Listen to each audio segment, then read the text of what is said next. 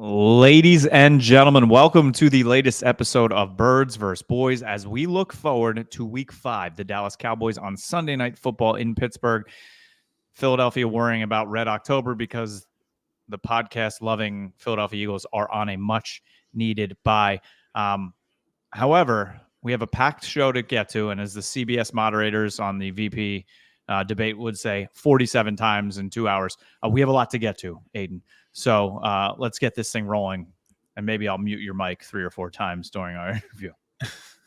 We do have a lot to get to, and it is a serious issue plaguing our country that they might have to ask the vice presidents about. As you mentioned, we are on a bye week, so there's not a ton for us to talk about. And if you'd like Eagles news, go to the 82 podcasts that the Eagles players now do on Twitch, YouTube, and Spotify if you would like that information. It is Red October time. I'm not mad at the Eagles. I'm just disappointed. It is a bye week. We'll talk a lot of Cowboys. It's Red October. I'm shifted into Red October. I cannot invest this many resources into my thoughts on Eagles-related podcasts here on an Eagles-related podcast, but I have been over the past week. What about Joel Embiid down 25 to 30 pounds starting the season? Also a yes on that. Also a yes on that. The Eagles should think about the fact that the Sixers have better chemistry and vibes right now and focus than they do. Think about that. I think the Flyers too. The Flyers too. The Flyers rescued a kid from Russia. Okay? Saved his life. Literally was like in a Russian soldier. They rescued him, and he's now on the team. If any of people in the Eagles secondary were in a Russian war system, they would cry and quit on day one. Yep. On my rally. Because they would have nowhere to talk about it. Exactly. Yeah, podcasts are a plague to society. Howard Stern talks about it all the time. He hates podcasts because he's like, not everyone should have a microphone. No. You and I should have microphones. I mean, you can see we have matching microphones in our homes. So, I mean, we deserve them. But we both love Micah Parsons, but I feel like he's fueling the fire to all of this. Yes. Let's talk about this because it comes off as very hypocritical that that I am this fired up about player podcasts on a podcast. But like, we readily admit many times that we are barely qualified to do this. Yep. But two, we're barely qualified gone to what? We're barely qualified to just live. I'm wearing 8 rally towels at the moment. That is the most accurate statement we've ever said on this show. I'm barely qualified to live. I've never gone to a player podcast on a Monday morning after the game and got something insightful from the game. No. I have a lot of thoughts to get to on it, but that I think is number one. We are over inundated in podcasts to begin with. Now it is flooded into just too many player podcasts, and I think it is damaging them more than it's actually helping. Well, and it's interesting because this even goes back to like at the end of last season, right? When Micah was interviewing Jordan Love 2 weeks after he stomped them and brought them out of the playoffs in their house. And he was basically like, yeah, your linebacker sucked. They're basically like a safety play in there. Micah's like, oh, yeah, bro, I know. And we're like, wait, what? To the point of then having CeeDee Lamb on. And I love CD. But CD talking about how he needs to be more of a leader. He needs to be kind of more vocal and not throw temper tantrums. But yet he gets paid. And then the moment bad things started to happen this season, he's throwing temper tantrums on the sideline. Yeah. Shut up. I'm glad you brought that up. I totally forgot about the Jordan Love, Micah Parsons podcast. I wrote this down because it spawns so far beyond Eagles Cowboys. I'm taking off my rally towels to make this as serious as I can. I saw this, Kevin, as mad as I am, I'm actually more despondent because there might be an issue and it might be me. So here were 3 I was so upset that I wrote it down at the moment. This was 3 consecutive posts on Twitter The Mets and Braves celebrate together on the field after making the playoffs, which maybe I could excuse because the Cunha brothers are on both teams. Okay. Maybe we can excuse that one. But these are 3 straight consecutive posts that I saw scrolling. Antonio Pierce likes IG post saying that Devontae Adams would no longer be on the team. And then the third is the Darius Slay, Micah Parsons podcast clip where they are trashing Darius Slay's teammate. I'm going to turn 30 this year. Am I just old? Is just the generation that we live in now with these soft social media addicted players who care way more about how they look online than what the product looks on the field? Is this all this is? They do not care about winning. That is second, third, fourth. It is money, brand building, distant third, maybe, because I would put attention 3. Top 5, maybe, winning a fucking game. You know who? Does Patrick Mahomes do podcasts or anything? Like, No. I feel like I never hear from him. No, he's the perfect example. One, he builds his brand. He doesn't need podcasts to do it. He owns a goddamn baseball team. And a soccer team. Rich as hell. And he doesn't need a Twitch stream to do it. God. And also to the players. Get mad. If you tweet something, it is worse to delete it. The moment something is tweeted, it's screenshot by someone, and it will live forever. And the screenshot of it saying deleted makes it so much worse. Yes. Okay? Stand by what. If you are an idiot, stand by it, because you're more of an idiot deleting it. J. Cole, this is for you. We're talking football, but also if you put a 7-minute diss track, you can't delete it. Everyone heard it. You can't go back now. But you're correct. But it's just all right. We'll do. Or you have an inactive linebacker playing against his former team, retweeting or liking something about Tampa tackling one of the Eagles. Did you see that? It was White. Yep. Yeah. Devin White, who doesn't play. He got a drug test. That actually was very funny. If you're a player, that's the stuff I would tweet. That's pretty funny. You didn't even make the trip and they drug tested you. That is brand building. That is good social media traction right there. Agreed. That's funny. Agreed. But they are so bad. We'll clean it all up Eagles wise in terms of social media this week, and then we'll get into more of that stuff and also big game for the Cowboys. It's our bye week, so let's just clear it up now in 5 minutes. Okay. I'll say this. I'm not worried about the Eagles. Okay. I think they are a good football team. I think they have a part of their schedule coming out of October that is very feasible. 4 teams with losing records. They're going to get 3 horses back on offense. Looks like a pretty good offense when all of them are out there. Yep. That being said, optically, it is some of the worst culture that I have ever seen in this city, in the National Football League. And again, maybe it's just the NFL now because it's not our team. It's Tyreek Hill and Devontae Adams doing this social media. I don't know if I want to be there. And his own coach. I woke up to trade rumors. Exciting. Like that's what Tyreek's tweeting. Yeah. Hate it. But a captain on your team is tweeting out his individual stats after a loss in which they gave up double-digit points, or they lost by double digits and gave up 30-plus points. And then goes on the podcast with an enemy and talks shit on his own teammate.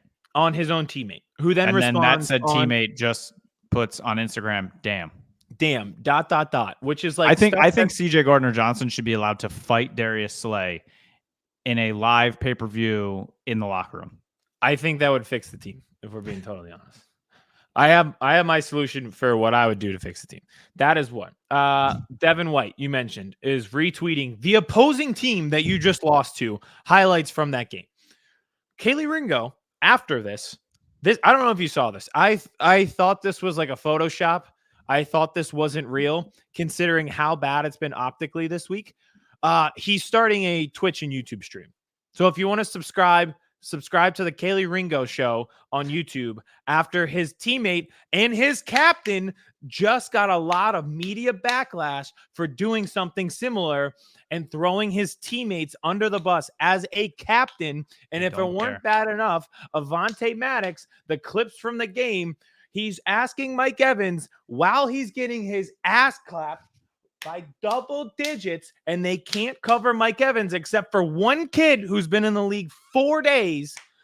Avonte Maddox is asking him if he wants to play fucking Fortnite. Are you 8 years old? Are you a fucking teenager? I am watching a team that is supposed to be grown men in a hard-hitting sport that we consider dominant and physical, and they act like fucking 14-year-olds. And you know what's even worse? Is all of this is the complete opposite of the mantra of that city. Yeah. And listen, blue collar, lunch pail. I know some of that gets taken away because we're taking away some of the violence of football. And that's totally okay, right? Like we're saving brains. We don't want these guys to end up in situations where they have diseases down the road and CT and stuff like that. So, like, yeah, it's fine if we're less blue collar, less lunch pail, physical like that. Like, look at the vibes of the Phillies. Brown knocking out Reggie Bush, right? Like, but look at the Phillies vibes. Yes. Even when they went through a stretch of the season where it got iffy, right?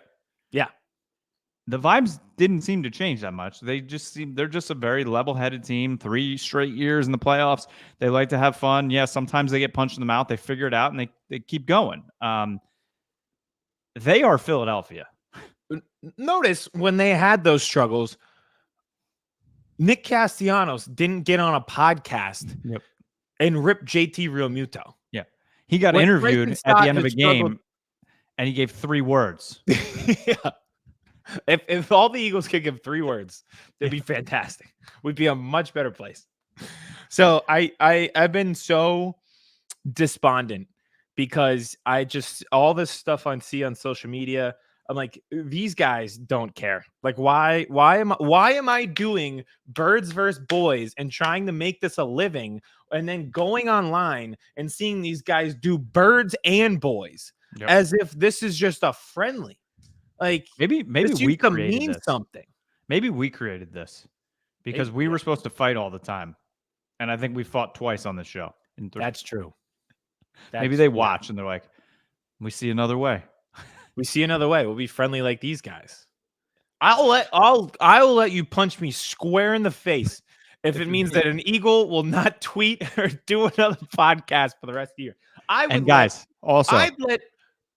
would let Darius Slay punch me in the face if it meant that he would delete his Twitter account.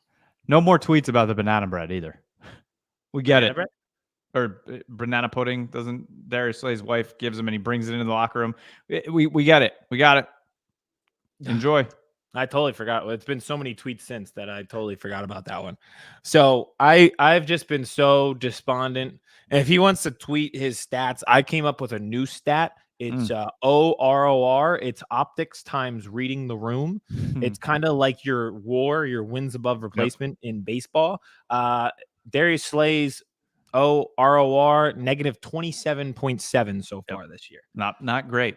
Not great. He should add that at the end of the tweet. Next time you want to tweet out your stats after an embarrassing loss where the defense gets carved, make sure to include your optics over ROR percentage and see how that looks. So to end this, I would strip him of his captaincy. This is a slippery slope that the Eagles are on culture-wise. I do not like it at all.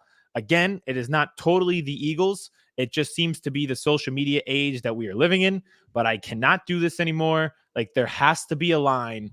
Then there has to be a message sent to these guys that they look weak, they look soft, they are not committed to winning. They are not committed to being a Super Bowl team. You could tell when they're in the field with the 49ers last year that they look soft and nothing has changed. They collapsed from that point, and now they're setting up Fortnite games mid-game while losing. So I'm done. I'm done. Oh, and play DeJean at nickel, by the way. My last question before we get into the Cowboys. Do you believe Nick Sirianni's in the top 5 of coaches on the hot seat right now? Not saying he'll get fired this year in season, but one of the top 5? Because I would put him there. Top 5 of hot seat, I would say absolutely. Mainly because I'm struggling to think of 4 other coaches in the NFL because I'm so fired up about the podcast. I would say Sirianni is on there. I would say McCarthy is on there. I would say Doug Peterson might be on there. Oh, and I think Peterson would probably be number 1. Yeah. I don't think you can put Mike McDaniel on there yet. I was going to say him. That's I think actually he the might first one be I all right. thought. Let's put him 5, and Chargers are struggling, but you're not putting Harbaugh on there. Dayball, probably. Dayball, yeah, you're probably right. Dayball. So Um, 3 of the 5 in the NFC East. Notice who's winning the division. Mm. The other team. I think that's going to come down to earth sooner rather than later. I do. They defense just is have a terrible. non-existent run defense. Yeah, and just none. Yeah, yeah. But listen, Sirianni. Maybe I just like him a little bit more than other people. I don't think things are going well, to be fairly honest. But I think you need to shut some of that shit down if you're the head coach. Exactly, and it goes beyond him. Yep. It goes beyond him. That is for sure. So, but what he can do is try from his position to help it out, and I think that starts play the young guys, strip Slay of his captaincy, and let's be a football team, not social media influencers. Yep. All right, let's get to the Cowboys. Big game. Prime time. Big game. Steelers, Cowboys, Sunday night football. Cowboys coming off the mini bye, playing last Thursday night. Did you know that was their first ever Thursday night game on the road, Aiden? Yes, because I complain about this every year that you guys always get the benefit of this. Yeah, usually they get the Thursday Thanksgiving game and then the next Thursday at home. So yeah.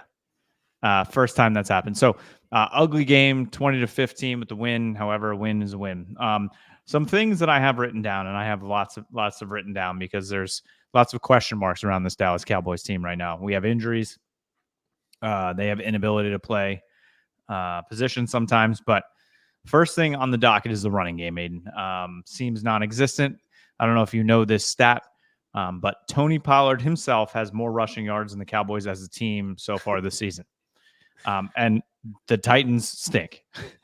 Yeah. So Derrick Henry leads the league in rushing. So replacement was out there. Didn't get him. Old guy. Tony Pollard. Also better. Pollard has 276, and the Cowboys of a team have 273. So, we like the depth. We like our guys. I don't think obviously Zach Martin hasn't been. He's been human this year, we'll say. Steele hasn't been great. You have 2 rookies, so I get it. But the offensive line has not been terrible, right? I think there have been some holes for these guys to run through. They are now coming out, and there's talks that Zeke is going to have less impact on the office, less snaps, less touches. I think he's averaging less than 10 plays a game anyway. So from 10 down to just cut him, I don't know. Like, I get it. You have to sell the 15 jerseys, but I think we're here. We're here to the point of what we knew was going to come, right? He's done. He's cooked. So it's a problem. They have Rico Dowdle, obviously. I think he's RB1, but is he a true running back 1? The Deuce Vaughn experiment, I love Deuce Vaughn. It was a great story, but that may be over too. Every time he touches the ball, he's getting flung back 7 yards. He can never get, and he's not helping on special teams. And this all leads to Dalvin Cook must really stink too. Yeah. Right? Because the Jets said no thank you. The Ravens said goodbye. Cowboys have had him stashed on the practice squad every single week on every podcast, on every radio show, during every interview. Jerry Jones is being asked. Mike McCarthy is being asked, is this a week you're going to bring up Dalvin Cook? And they're like, no, we don't think that's the right week. Everybody else is saying too, he's healthy, he's ready to go, he's ramped up. So the only consideration I have in my brain is they are either dumb as hell or he's very bad. And I think I'm going to go with the combination of both. If it's not this week, then what's the point? Like, you're 5 weeks in, and maybe you could have sold people on the ramp up. He just wasn't ready yet. At this point, he's ready. He's ready. It's done. But he just stinks. So I don't know what they're going to do at running back. However, we just mentioned Doug Peterson. We mentioned the Jaguars are 0-4. There are rumors swirling that Travis Etienne may be on the block. I think if they make a trade for the Jaguars running back, former Clemson star, he's an immediate upgrade. He hasn't been perfect in the NFL, right? He's had injuries. No. He hasn't been I think what some expected him to be, the superstar Clemson. But you bring him in, he's an automatic upgrade. I was gonna say, even if he hasn't lived up to the expectation that he came out of college, he would be better than Deuce Vaughn. Yeah. I can And probably personally Rigo guarantee Dowdle that and one. definitely Zeke. But So, okay, here's the problem though. It's the we like our guys conversation all over again. yep, Are they going to make a trade mid-year for him? probably not, no. No. But we've seen the Cowboys and Jerry Jones do it before, right? We saw it in 2018 with Amari Cooper. They finally admitted after the Washington game where they hit the upright in the field goal and lost the game that they needed help. They traded for Amari Cooper, and bang, immediately that offense changed and there was impact, and they became a winning team. So, I remember. Poor Rasul Douglas. bounce right into the hands, baby. We learned the hard way. So that's the running back room. There's also a problem in the wide receiver room, Aiden. Behind CeeDee Lamb, what is there? And I do have a fear about their inability to push the ball down the field. Dak Prescott, Aiden, did not attempt a throw over 20 yards in the Giants game, and that was the first time since 2018, that season prior to getting Amari Cooper. Correct me if I'm wrong. This is not full conspiracy. This is a legitimate ask. This offseason, he was at the wedding and his foot was in a cast and stuff like that. Is it they don't have the talent, or is he not like 100%, like the Kirk Cousins thing where he's question. like healthy enough to play, but not healthy enough to chuck it 40 yards down the field? That I don't know. That's a good question. That's right. He was in the boot in Mexico and all that stuff. He looks fine. He looks healthy. He has run the ball a bit. So I think he's okay. I think maybe Mike has a fear. I don't think offenses or defenses have been fearful of speed in any way. Brandon Cooks, that was a horrible game he had the other night. And then it comes out, I was like, oh, he's fully declining. Like, this is the end, right? But then it came out he had a knee problem, stayed in New York, got some injections for his meniscus rather than getting a scope. Turned out got an infection in the knee from the injections, had to get the scope anyway. And now he's going to be out, they say, a couple weeks, 1 to 3. I think they definitely will hold him out. He's obviously out this week. I think they will hold him out for the Lions game, and then it's the bye. So I don't think we'd see him again until San Francisco. It just amazes me that the Cowboys now are infections, right? They're getting, it's like, I think it was 1 to 3% of people will get an infection from a surgery or something. So it's like the Cowboys are still affected by issues from the Stone Ages. That's always my fear. I'm always fearful I'll be the 1%. I never got my wisdom teeth out. I thought that I'd get an infection, then get addicted to opioids. I got mine. I was afraid of that dry socket thing you can get when you get your wisdom teeth out, and it just like locks it doesn't fill and it stays open, and yeah, it's very painful. No. Oof, that sounds. I got my wisdom teeth out the week of spring break of my senior year of college, and then I had to play a lacrosse game 4 days later in February. Yeah, yikes! Great. You had spring break in February? I guess no, maybe it was beginning of March. Yeah, it was like end of. I think ours started end of February. Yeah, crazy. Because I mean, you're out of college like the first week of May. Yeah. So yeah, So now they're going to be without Brandon Cooks. Jalen Tolbert has barely been a wide receiver 3. Now you're going to ask him to be a wide receiver 2. They are definitely going to bring up Ryan Flournoy, who was their draft pick this offseason. Showed really good promise in the beginning of camp, then got hurt, got back. People didn't even think he was going to make the team because he was so far back, pushed so hard and played so well in the preseason games that he did make the roster, but he's been inactive every week. There's lots of excitement around Cowboys Twitter and content creators and all that about Flournoy. I would say tamper those expectations a little bit. He is a rookie who is coming from a small school and has been inactive for 4 weeks. I don't think he's coming in here and being CeeDee Lamb 2.0. I was going to say, so next year we should get excited about him in Oxnard, not in October of year 1. They trying need to fit in the middle of a season in an offense. Yeah, they need to find this year's Brandon Cooks.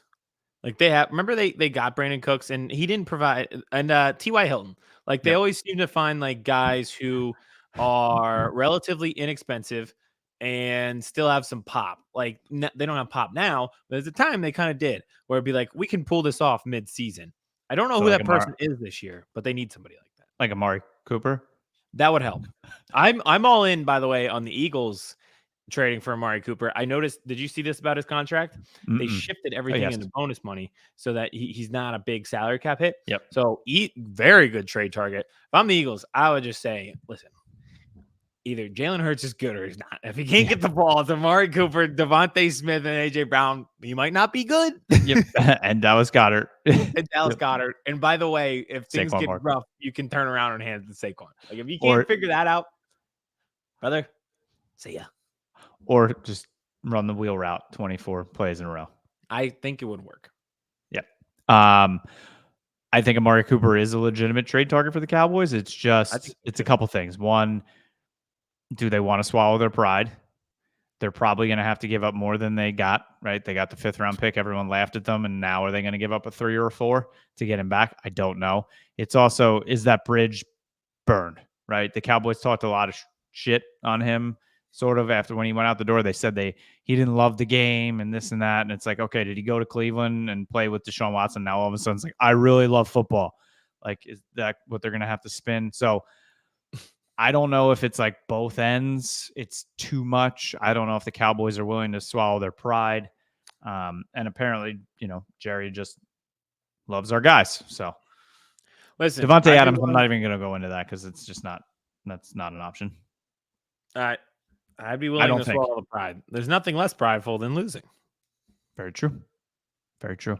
So weapons wise, wide receiver and running back, question marks, major question marks. Not great going into Pittsburgh, who has a pretty solid defense, right? And then you shift to the other side of the ball and a defensive line that's not been getting pressure the way, everybody. I love this goes back, Aiden, to like how I've said for like 4 years, this isn't the 2016 offensive line anymore. It's just like they go into the season and I'm listening to like Sunday Night Football or I'm listening to Tom Brady's like this vaunted, awesome Cowboys pass rush. I'm like, they lost like 4 dudes. Like, I get it. They still have Micah Parsons, but DeMarcus Lawrence, like, why are we all of a sudden, like, the first game of the season, we're just anointing them as a very good defensive line anymore when they lost a lot of depth, right? I mean, Dorrance Armstrong got a lot of sacks for them. Dante Fowler was a great piece. And now they're throwing out their Carl Lawson. Like, no, they are not the same defensive line. And now you're Micah out the door for a little while. Tank, Liz Frank injury for a guy up in age who's had foot issues before, not good. Not good. So now you have a rookie 2nd round pick in Marshawn Nealon, who we both love on one end, but they're expecting a lot out of him now. You're going to have to shift Golston, who you moved to the interior, back to the exterior, back to the defensive end position, and expect him to get a lot of pressure where he hasn't over his career at all. Where's the pressure coming from? Good question. Also amplified by this, I know not Hurts, Fields, not known as a great thrower, but how disciplined are these guys going to be in tracking him down as a runner?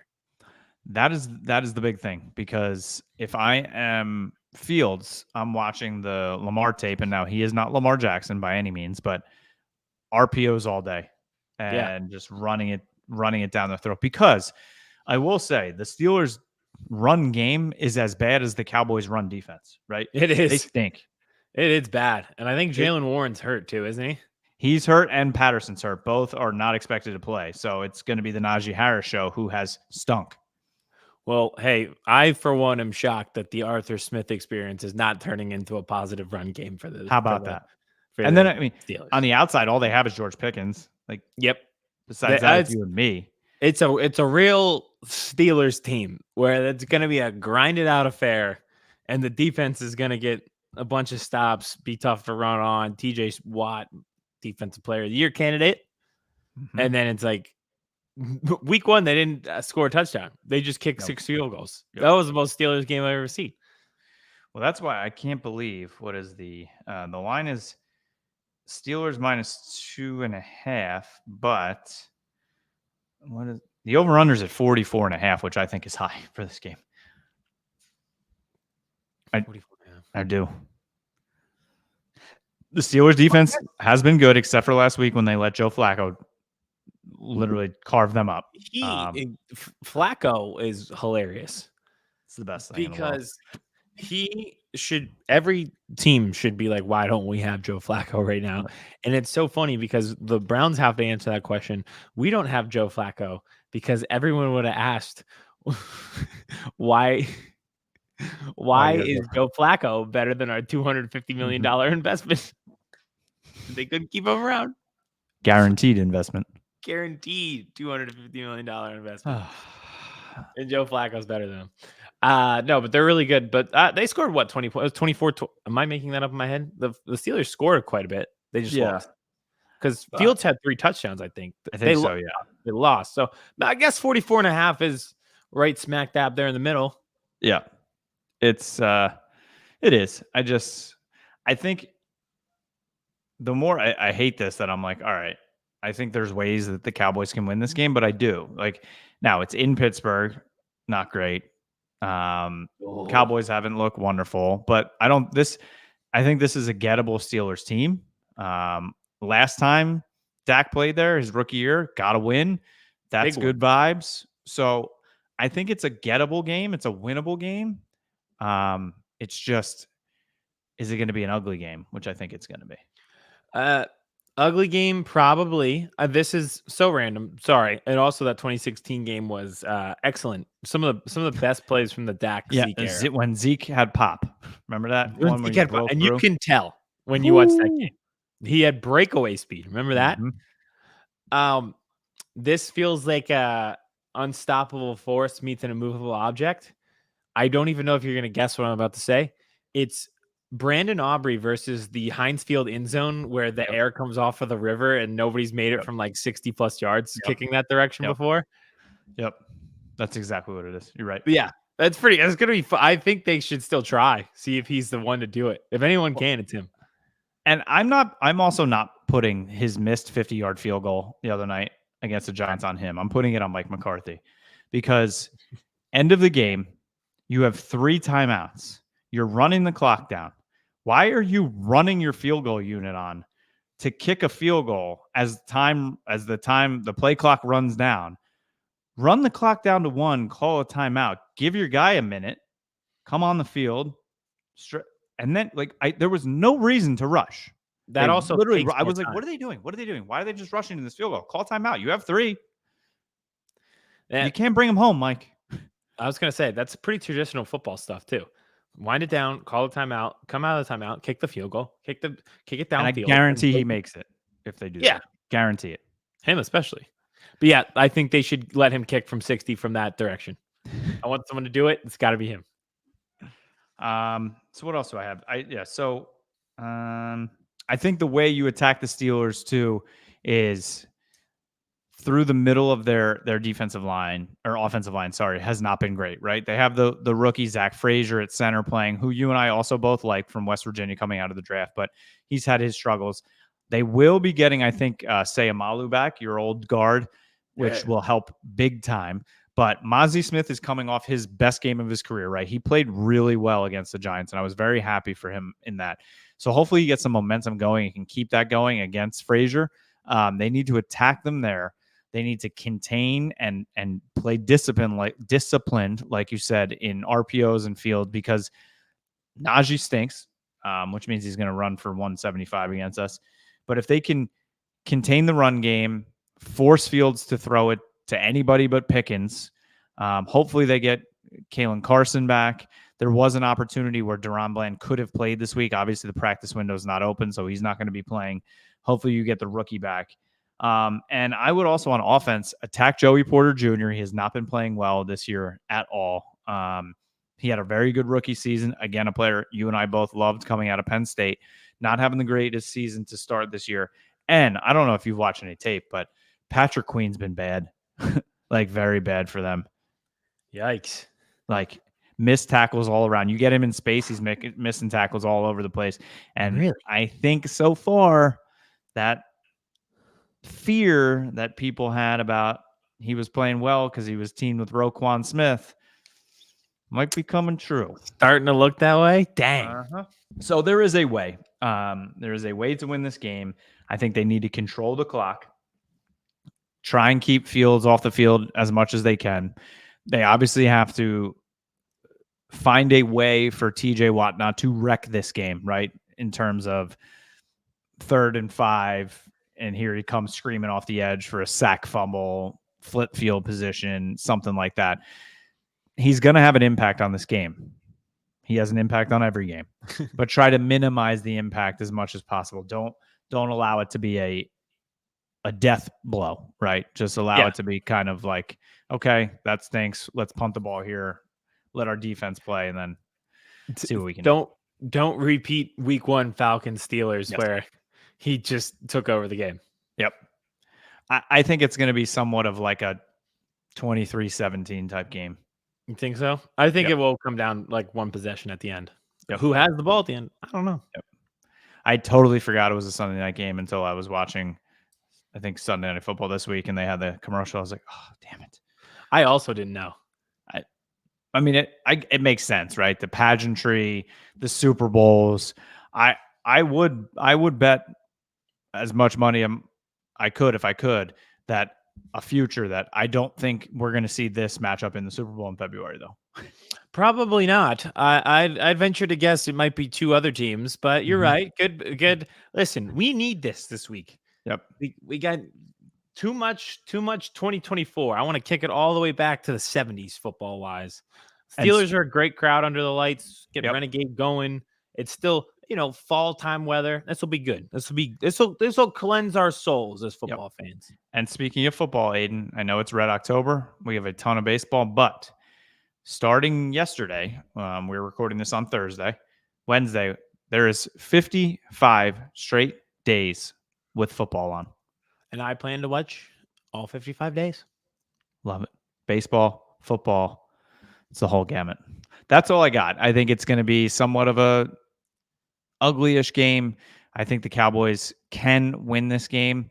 I think they need to win this game going into Detroit next week, and then their bye, and then the 49ers. This is a big test, and I think they need to get this win. Dropping back down to under 500 would not be good going into Detroit, and then possibly being 2 games under 500 heading into your bye. That might be a season ender if you go into the bye 2 and 4, depending on what the Commanders. But they drop these next 2, maybe Mike's not around much longer. Oh, that's a start. Shall see. That's all I got. You got anything left? No. Subscribe to our podcast and the Kelly Ringo Twitch channel. Told my daughter I would show her favorite Lightning McQueen on here. So great choice. I love great Cars. movie, right? Yeah, Cars is the best. Lightning McQueen also just the best. I love that my daughter watched. She's like, we watch Cars. I'm like, absolutely. But then you watch it for 74 times in a week, and it's like, maybe something else.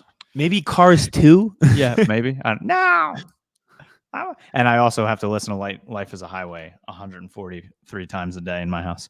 So not the worst. Not the worst. Listen, not the worst movie choice. Not the worst song choice. Exactly. All right. Enjoy the bye. Enjoy the start of Red October. Enjoy 55 straight days of football. We will be back well before that.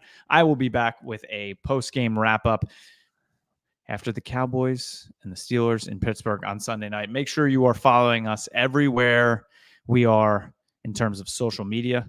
Birds vs. Boys Pod, Twitter, TikTok, Instagram. We do really cool short videos on TikTok now that our producers put together, which we love. Make sure you're interacting with that. And anywhere you listen to podcasts, we are there. Google, Spotify, Stitcher. Subscribe there. And if you are watching here on the YouTube and it's your first time here, after this video, head back, smash the subscribe button. We are getting so close to 1,000 subscribers, and we thank you all for that. Here we go. Cowboys Steelers, Sunday night. Eagles versus podcasts every day. Chris Hansen here, and I'm going to need you all to take a seat right over there and check out Birds versus Boys. I think you're completely right here, and I hate it. Yep. Hey, idiots. Stop doing dumb things. I got 2 phones. Upset alert. Upset alert. I might go insane. I think you're already there. There's no hope. Hope is Dude, gone. If this was an AFC North podcast, we'd be done in 15 minutes. Bob Hope. I'm going to drink bleach. That is the team you promised me you were going to be this year! This is the Consciously Hopeful podcast. I'll be watching.